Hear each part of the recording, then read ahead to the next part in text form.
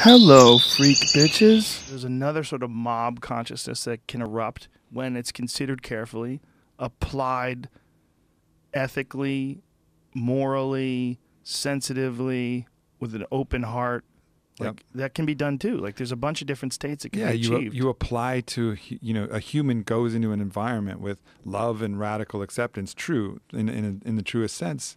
You're going to more adapt to that. Whereas you get in these systems of fear and control, you're going to adapt to that. And I think anybody that we encounter, we have that choice of what we're going to give back to them and turn that tide. And maybe it won't be reciprocated, but it can also stop that trend. So if someone really, if they do something fucked up, and you can't prevent it and you have to accept it and move on, accept that with love, show that person love and not this desire for justice and revenge. And you'll start to switch the pattern.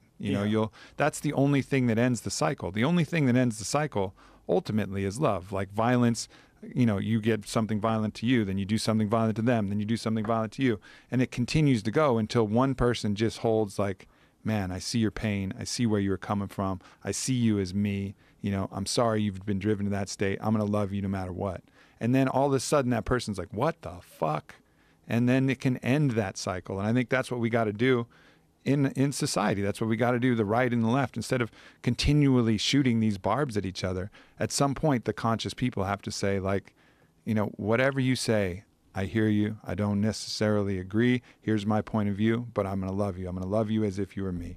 And then that ultimately ends it. But as long as we're just lobbing fucking hand grenades at each other, we're fucked.